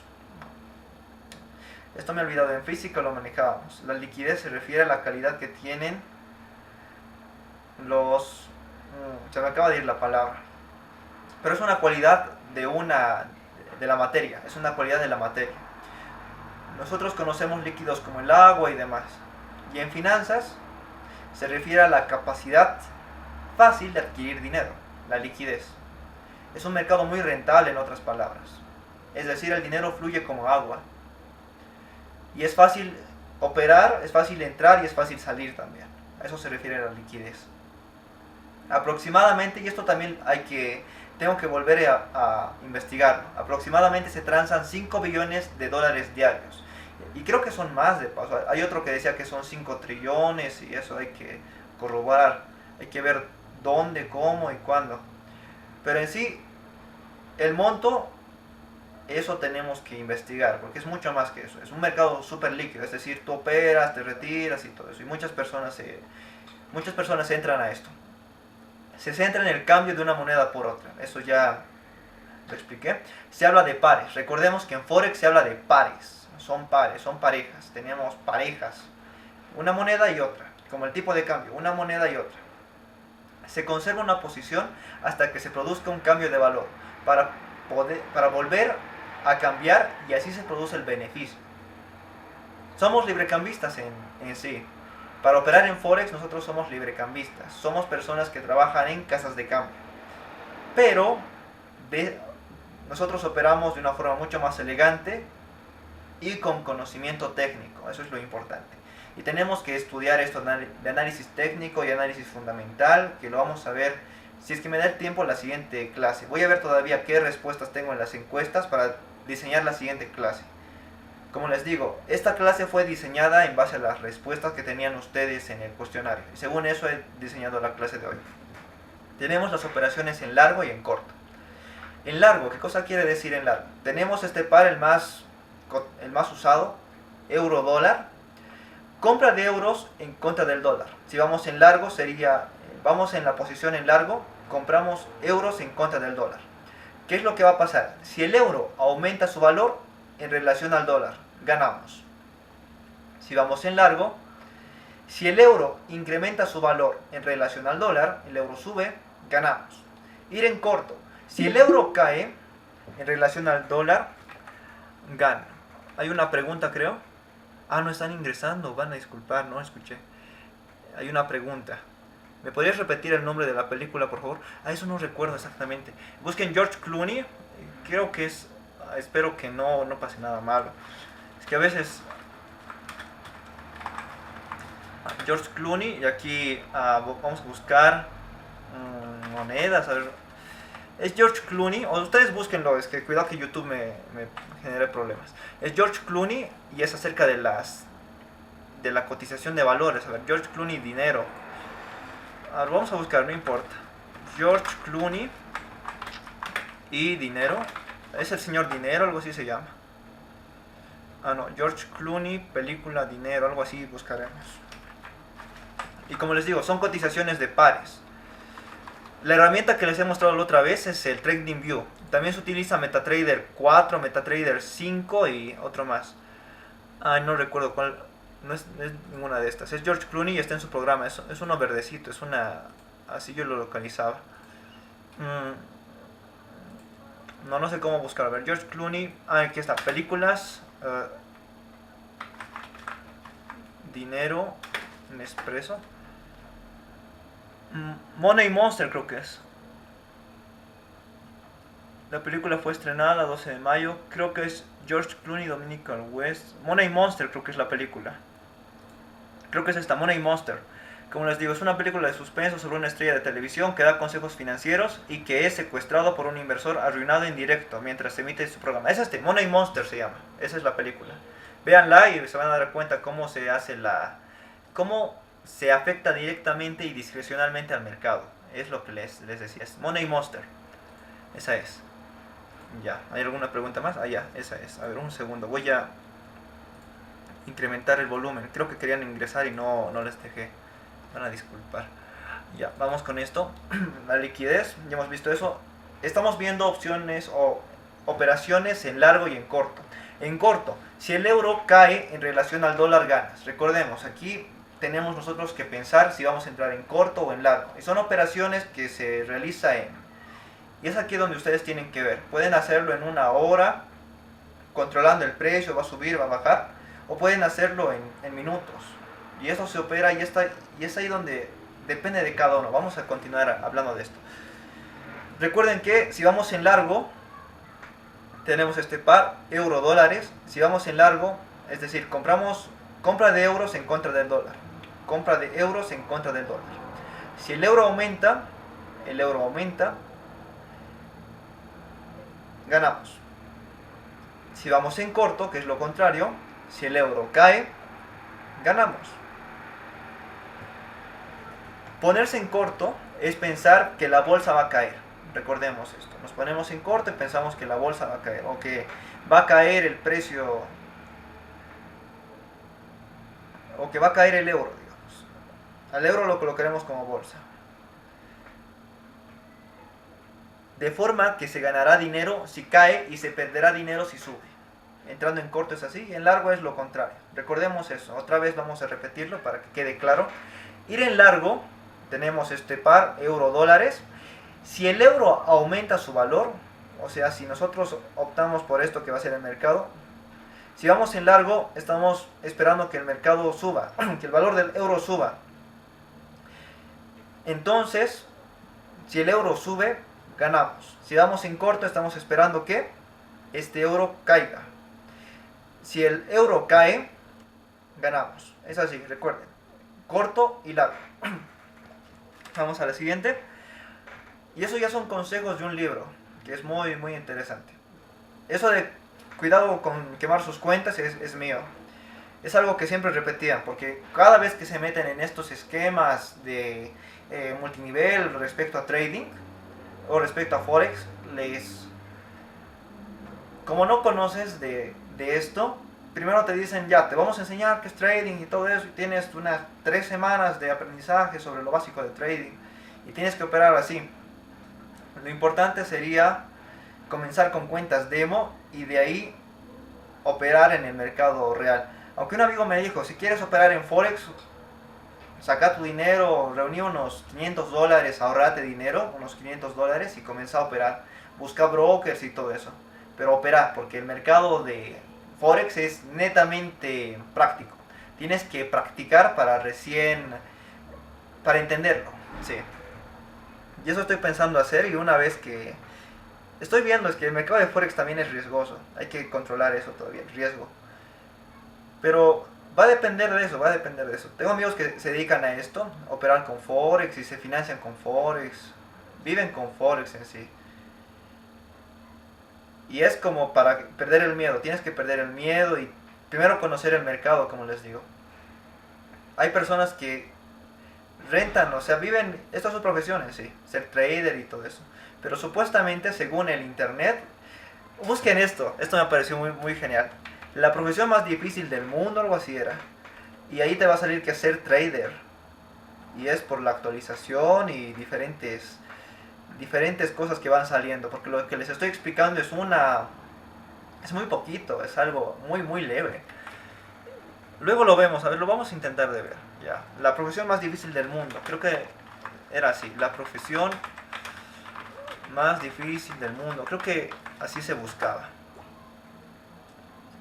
Aquí está. Y aquí dice.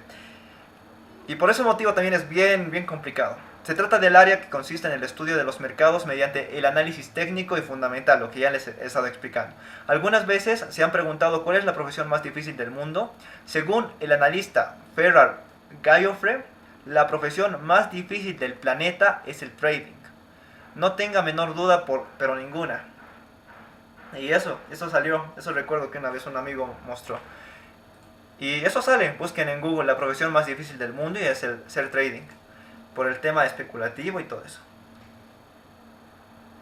Ya es entrar en corto son operaciones, estás entrando en corto y estás entrando en largo. Si entras en corto, vamos a explicar eso otra vez. Tú puedes jugar de dos formas, puedes entrar en largo o puedes entrar en corto. ¿De acuerdo? Tú estás ahí y dices, ¿con cuál de las dos opciones voy a jugar? Si entro en largo, esa es una opción que estoy tomando, y si entro en corto es otra. Si entro en largo, estoy optando por esta opción. Muy bien, quiero entrar en largo y todo eso, bla, bla, bla. Y tengo este par, tengo euro-dólares. Esa es la dupla, ese es el par que manejo. Yo estoy entrando en largo y yo lo que estoy esperando es que el euro aumente de valor. Estoy entrando en largo, mi posición es esta, entrar en largo. Y yo espero que el euro aumente de valor. Y si el euro aumenta de valor, yo entrando en esa posición en largo, voy a ganar dinero. Y digamos que esa es una operación que ya he realizado y le he cerrado, digamos, he ganado unos centavos. Ahora quiero entrar en corto, entonces es otra operación que voy a hacer. Entonces, en la segunda operación voy a entrar en corto. Es decir, voy a apostar en contra del euro. El euro tiene que bajar, para mí tiene que bajar. Y si este euro cae, yo gano. Y estoy apostando en corto. Entonces entro en la posición en corto y si el euro cae en relación al dólar, yo gano. Esto se ve mucho mejor en a ver, voy a ver si me acuerdo. Esto era MetaTrader, el otro es TradingView. TradingView.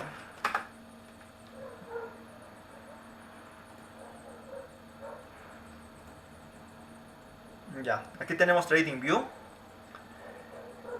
Aquí tenemos el Banco Santander S.A. Aquí podemos buscar los... A ver, un segundito. Estos son los gráficos.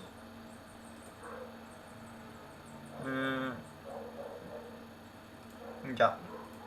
Mejor lo haremos así. Aquí podemos buscar las cotizaciones de cualquier acción, pero podemos buscar también los pares. ¿Cuál estamos buscando? Aquí está el par.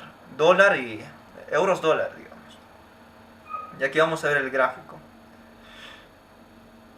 Ahí está eso. Vamos a iniciar con mi cuenta. Ya. Ya, aquí tenemos esto. Aquí tenemos la cotización de este par que es euro y dólar. Y vamos a ver esto. Esto también lo tenemos que practicar. Yo voy a ver si hay alguna forma de practicar con eso. Pero el tema de las finanzas es muy largo, como les digo. Es muy complejo y yo llevé de todo un poco, como les dije también. La parte regulatoria, la parte normativa, y para darles una clase tengo que pensar qué darles, porque yo llevé 2 años de esto. Y en sí son muchos temas. Son muchos temas. La parte básica, de paso, era más bajo de lo que les he dado. Era menos de lo que les he dado. Y aquí tenemos esto. Vamos a ver gráfico con todas las funciones. Aquí tenemos el par euro-dólar. Y ha ido bajando. Tiene una tendencia negativa. Y aquí también se arma líneas de resistencia y todo eso. Lo puedes cambiar esto a velas y todo. Eso lo vamos a ver más adelante. Hay ciertas cositas de eso que tampoco domino bien. Porque aquí tenemos, puedes generar líneas de resistencia. Tienes también que ver cuánto tiempo vas a hacer. Ya vamos a la explicación entonces. Este es el par euro-dólar. Ahí tenemos el chanchullo, digamos, de operaciones en corto y operaciones en largo. Que está aquí. Vamos a la lámina. Era operaciones en largo y aquí está. Operaciones en largo y operaciones en corto. Compra de euros contra el dólar. Nosotros estamos comprando euros contra el dólar. Aquí la cotización, esto lo voy a explicar más adelante también. Hay un precio de referencia para ambos. Nosotros estamos comprando los euros y estamos esperando que el euro aumente. Si vamos en largo, estamos esperando que el euro aumente. Es decir, que esto crezca, que esto vaya así, que esto vaya en subida. Si aquí hubiéramos entrado en largo, aquí estamos esperando que el euro se aprecie, que esta relación entre las dos monedas crezca.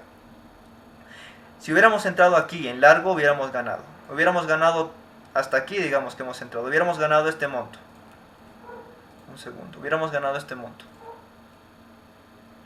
Estamos en esta posición y hemos entrado en el mercado aquí. Y hemos entrado en largo. Hemos ganado este monto. Hemos ganado esta diferencia. Y esta diferencia es... Aquí era 100... No, es 1.1883. Hemos ganado un pip. 1.1884. Y ya es una ganancia, es un centavo. De esta forma nosotros ganamos entrando en largo. Eso se refiere a entrar en largo. Así ganamos. Pero si entramos en corto es lo siguiente. Nosotros estamos aquí y estamos entrando en largo. Entonces, nosotros esperamos y apostamos a que esta relación entre las dos monedas va a reducir, va a ser negativo. Entonces, yo entro aquí en esta posición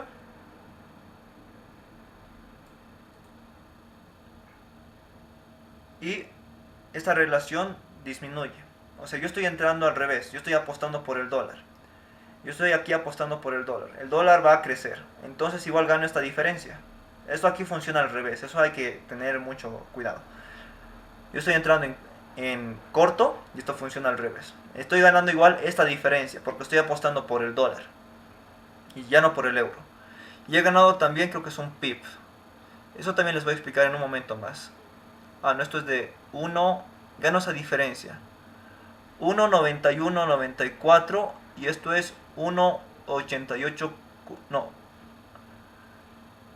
¿Cuánto es esto? Es 1900 o 19.920, 19.200 digamos, y este otro es 18.860. La diferencia de eso es toda la ganancia. A eso se refiere entrar en corto o entrar en largo, que parece muy simple y sencillo. Espero que se haya entendido así. ¿Tienen alguna duda más? Si tienen dudas me dicen nomás, yo les respondo, no se preocupen. Ya. Espero que se haya quedado claro, estimado Jairo. ¿Quedó claro, Jairo?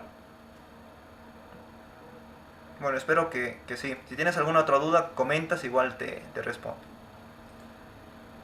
Ya, excelente. Eso se refiere, entrar en corto y entrar en largo. Luego vamos a ir a esto. Ya quedan 4 minutos, voy a tener que correr. Vamos con esto de los pares. Igual tengo unos ejemplos más adelante. Ya, cabe la posibilidad de utilizar el mercado apalancado. Recuerden esto del apalancamiento, que mucho se usa y muchos dicen qué cosa es, y aquí lo explico o lo coloqué para que se entienda un poco mejor. Dice, en donde el inversionista opera con más dinero del que en realidad tiene en su cuenta. En el caso de operar 3-2, aquí esto hay que recordar, implica que un depósito de 2.000 está controlando 3.000 unidades monetarias en el mercado. 3-2. Un depósito de 2.000 está controlando 3.000 unidades monetarias en el mercado. Es decir, alguien más está financiando esos, otra persona más está apostando por eso y está colocando 1.000 unidades monetarias. Tú estás colocando 2.000 y otro más dice, ya yo te ayudo, 3.000. Y los dos hacen una misma operación. Dicen, ya, ¿ahora qué hacemos? ¿Tú qué quieres hacer? Yo voy a entrar en corto por euro dólar, digamos. Ya, muy bien. Y con eso te ayudo. Pero, aquí recuerden esto, en Forex es, y de paso hay montos mínimos para invertir. Es como decir, tienes que invertir mínimamente $3.000 o algo así. Y es aquí donde les pido que tengan mucho cuidado al entrar a operar con cualquiera de las que ustedes deseen, ya sea eTrader o otro tipo de operadores. También al final les voy a dar un libro que estaba leyendo, es muy bueno me parece para iniciar en el trading. Dice, la mayoría de los corredores de Forex facilitan como máximo un apalancamiento de 50-1.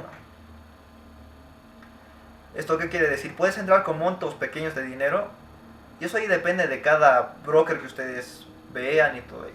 Porque muchas veces cuando es así de 50-1 tú dices, wow, puedo ganar, pero si entras con poco dinero también ganas centavos, si entras con un poco más ganas un poco más. Lo importante sería entrar con poco dinero y aprender con ese poco dinero. No importa perder unos $10 o $20, pero aprender. La clave es aprender. No es entrar con cantidades grandes de dinero al principio. Es aprender. Primero entras y aprendes. Es como que tenía un amigo que decía, o gano o aprendo, nunca pierdo. Y es así, entras con cantidades pequeñas de dinero y vas viendo cómo se mueve el mercado. Tienes que conocer también las grandes burbujas que ha habido, por qué motivo han sido y demás. También entender cuándo abren los diferentes mercados y demás. Porque si no se tiene cuidado con esto, se puede quemar la cuenta. Porque tú cuando vas a un broker, el broker apuesta lo contrario que tú. Si tú apuestas en corto, él apuesta en largo. Y está ahí donde ellos ganan. Está ahí la diferencia. Tú tienes que ser más hábil que el broker. Tienes que ser un poco más... Tienes que ser más vivo que el broker. En palabras simples. Y es así como tienes que operar. Es así como tienes que hacerlo. Aquí dice que se puede operar con Forex con poco dinero. Eso es lo que es riesgoso del Forex. Porque recuerden que cualquier persona puede entrar a este mercado. Y como es tan fácil el acceso, se pueden generar burbujas. Pero también como son monedas, es ahí donde puede haber inflaciones artificiales del dinero. Y es ahí donde uno tiene que tener cuidado. Y uno dice, pero son monedas, es decir, el valor de una moneda está respaldada por el país. Sí, está respaldada por el país. Pero recordemos que también ha habido 2008, ha habido la crisis financiera mundial. Estados Unidos ha estado teniendo que pagar o financiar estos grandes bancos que han quebrado, Lehman Brothers y demás. Y es ahí donde uno tiene que estar atento y saber cuándo salir del mercado de Forex. Porque puede operar y todo eso, y tiene que ver cuándo operar, cuándo salir y demás. Y la clave es controlar las emociones en esto. En todo el proceso, si tú ganas dinero, yo les recomendaría que apenas ganan dinero y ya, lo detienes tu transacción. No importa que ganes un centavo, has ganado un centavo y lo detienes. Y vas y analizas, con esa ganancia que tienes, analizas qué ha pasado, por qué has ganado ese centavo, qué sé yo. Porque si continúas operando, ese centavo que has ganado, 2 segundos, 2 minutos, 2 horas, digamos que lo dejas tu cuenta abierta, se pierde y desaparece. Y de paso tú terminas perdiendo dinero. Y es ahí donde están los stop loss, donde está el monto mínimo de pérdida que tú tienes que tener en cuenta. Es decir, tú tienes que entrar a operar en Forex y decir, tengo este límite de pérdida. Tiene que ser un límite de pérdida mental. Es decir, voy a perder como máximo unos $10. Y también tienes que tener un límite de pérdida, pero ¿cómo decirlo? Tiene que ser una tecnología que te ayude, una máquina. Es como, tiene que estar activado el stop loss, que es una línea que se detiene, o sea, tú detienes la cotización o vende inmediatamente o eso, cuando llega a ese punto. Es decir, hay una línea ahí, llega a ese punto y se vende automáticamente. Eso es la tecnología. Eso automáticamente lo hace la computadora y todo eso. Tú tienes que tener ambos. Uno mental, que decir que yo no puedo perder más de $10. Y uno que sea uno tecnológico, uno ya colocado ahí por la computadora, que tiene que ser un poco más grande que esto. Tiene que ser yo diría el 20% de lo que tú quieres perder. Y eso así vas operando y todo ello, y ahí tú ves cómo eres, ahí tú ves si este mercado es para ti o no, porque tienes que revisar el precio, el volumen, los puntos de soporte y los puntos de resistencia. Creo que ya es hora, me están hablando. A ver, eso voy a ver. Vamos a continuar con la clase. A ver, continuaremos nomás. Voy a correr en esta parte. Yo quería tocarlo con más detenimiento, pero vamos a correr con esta parte. No es recomendable creer en sistemas para operar, porque recuerden que cada operación es única, cada operación que están haciendo en el mercado es único. El mercado tiene un comportamiento browniano, es decir, va a subir, va a bajar, pero no sabes cómo. Y lo importante es entender esto. Y también este comportamiento, en ciertos casos, es el reflejo de cómo están los gobiernos, cómo están los tratados comerciales a nivel internacional, quién es el nuevo presidente de Estados Unidos, a qué acciones va a afectar y todo lo demás. Hay que entender estas cosas.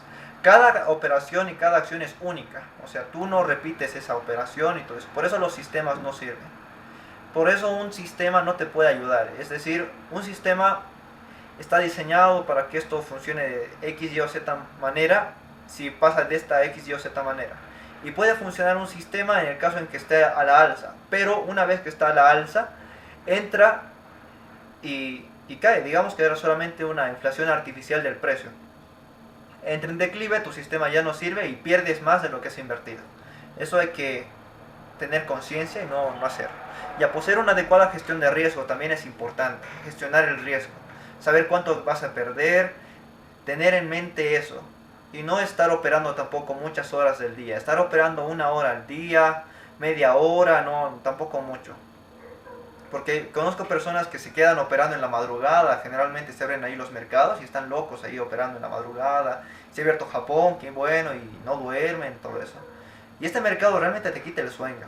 Yo le tengo miedo a este mercado porque tienes que leer noticias, estás como que todo el día estás con noticias financieras, viendo qué ha pasado, qué es lo que va a ocurrir. Y tenía amigos que parecían loquitos porque de esa forma ellos aprendían de esto, pero dejaban sus otras actividades también.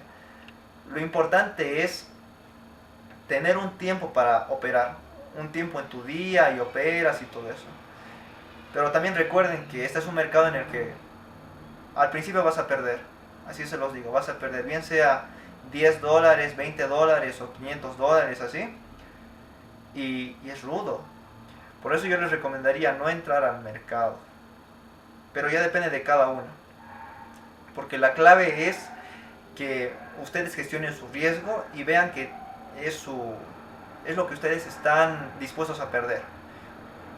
Ustedes también piensen en eso y también vean cuánto dinero van a ganar y cómo van a ganar y si es rentable perder o no. Vean también el costo de oportunidad que tiene esto. Muchas veces nosotros no nos fijamos en las pérdidas que hemos tenido antes de comenzar a ganar y solamente vemos las ganancias. Es decir, hemos perdido $500 y estamos ganando ahora, estamos comenzando a ganar centavos. Y la clave también está operar constantemente y en un lapso largo de tiempo. Y es por eso también que el mercado de Forex es un mercado que está tan contaminado con estas multinivel y todo eso, porque ellos lo que quieren es enseñarte sus sistemas, enseñarte X, Y o Z formas de operar en trading, en Forex, y eso es lo que no funciona. Lo importante es que ustedes vayan capacitándose constantemente. Mientras vas leyendo, vas operando. Y tienes que leer de todo, pero no creas en esos sistemas mágicos, que eso no existe. Es como que tú te estás jugando tu pescuezo y tu cuello y no dependes de nadie, digamos, porque es tu dinero. Y tú sabes, tú tienes que estar consciente de eso. Tenemos que conocer esto, ya les dije: precio, volumen, puntos de soporte y resistencia, poseer una adecuada gestión de riesgo, además de eso, plantearse reglas y objetivos. Disculpe. Manteniendo un control adecuado de cada inversión. Una gráfica de precio no es más, recuerden esto, lo que les dije antes, una gráfica de precio no es más que el reflejo de las inversiones y miedos de los inversionistas. Como ya les dije, es la psicología, aquí también lo dice, es la psicología humana cuantificada numérica y gráficamente. Eso es una gráfica.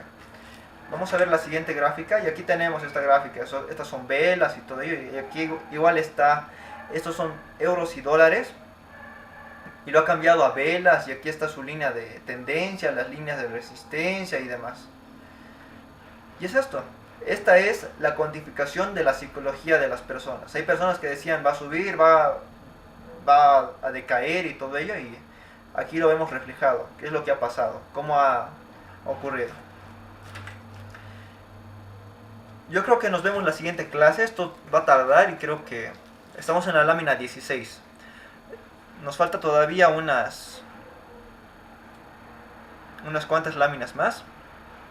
Vamos a acabar esta lámina y luego de eso venimos con lo que dice Spencer Carpio. Vamos con esta lámina y con eso acaba la clase de hoy. Dice lo siguiente: estas láminas han sido creadas por mi persona, pero lo he hecho leyendo este libro que se llama Cómo hacer dinero invirtiendo en Forex, de Carlos Rivas. Lo importante es, como les digo, siempre mantenerse con conocimiento, siempre leer constantemente acerca de los mercados y esto de las finanzas y el trading, que es para estar todo el día con noticias, para estar viendo qué pasa en Estados Unidos, para estar ahí al tanto de las monedas, al tanto de diferentes cosas, aprendiendo también la parte fundamental, la parte técnica, aprendiendo también esto. Y es más complicadito ser trading. Ser trader es mucho más complicado. También puede ser una fuente de financiamiento para una empresa y todo lo demás, pero como les digo, es complicado. Uno tiene que saber dónde se está metiendo, tener en cuenta los riesgos intrínsecos que tiene este mercado y recién operar. Como todo negocio tiene riesgos y uno tiene que estar consciente de eso. Es como que no tienes que llorar si pierdes dinero. Estás consciente que vas a perder dinero, estás consciente que también puede ser que tengas suerte al principio y ganes, pero está ahí donde tú ganas centavos, que son pips y todo eso, o pipeta y demás. Eso les explico en la siguiente clase. Aquí dice: como el mercado es dinámico, por este motivo los sistemas o programas con estrictas reglas no funcionan.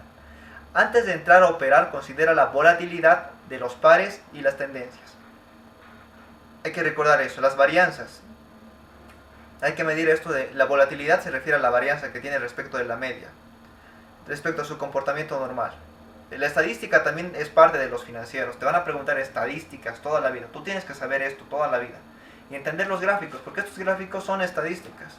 Tú tienes que entender cuál es la media de este gráfico, tienes que entender cuál es la varianza de este gráfico. A veces solamente viendo, digamos. La varianza es, aquí hay una tendencia negativa. También la varianza es la diferencia entre, podemos tomar una varianza desde este punto hasta este punto, y cómo ha crecido, cuál es el grado de variación, cuál sería lo normal, cuál sería la media. Sumas todos los datos de estos, lo divides entre el total de datos y ahí tienes la media. Y en base a eso determinas la varianza. Esto cuánto está respecto a la media. O esto, cuánto está respecto a la media. ¿Cuál es la diferencia respecto a la media? Y así vas operando. Ahora, cada operación de compra y venta es diferente. Tenemos que ser capaces de adaptarnos a los cambios del mercado. Como les digo, hay que leer a los austriacos un poco y así entiendes mejor cómo funciona el mercado. Es como que hay que leer de todo también, hay que leer de todo. Hay que tener una mente abierta e intentar leer de todo y entender los conceptos que ellos manejan igual. Para aprender a operar en este mercado se necesita metodología de trabajo. La herramienta más importante es tu cerebro, recuerden eso. Lo que necesitas para ingresar a este mercado es tener un broker adecuado, un plan de riesgo que se adapte a tus necesidades, leer gráficos de precios y sacar de ellos toda la información que necesitas. Y aquí tenemos, este libro es este, si lo quieren me lo piden en el grupo, ¿ya? Se llama Cómo hacer dinero invirtiendo en Forex, de Carlos Rivas. Y con eso acaba la clase, estimados. ¿Alguna duda o alguna pregunta antes de terminar la sesión? Hay una pregunta, creo. No, creo que ya está, excelente. Ya, con eso entonces damos por finalizada la clase de hoy. Voy a intentar, según la encuesta, según lo que me digan, vamos a dar la siguiente clase. Nos falta todavía la otra mitad de esto. Creo que lo voy a hacer más rápido la siguiente clase. Solamente va a ser un flash de todo lo que ya vimos. La pipeta, el pip. Y esto es, como les digo, yo no opero en Forex, pero tengo amigos que lo hacen. Y por eso sé un poquito. Y lo poco que sé no es suficiente. Necesitaría conocer mucho más, leer noticias constantemente y según eso recién operar. Creo que no hay preguntas ni dudas. Nos vemos la siguiente clase. Que tengan un buen resto de mañana. Hasta luego. Muchas gracias.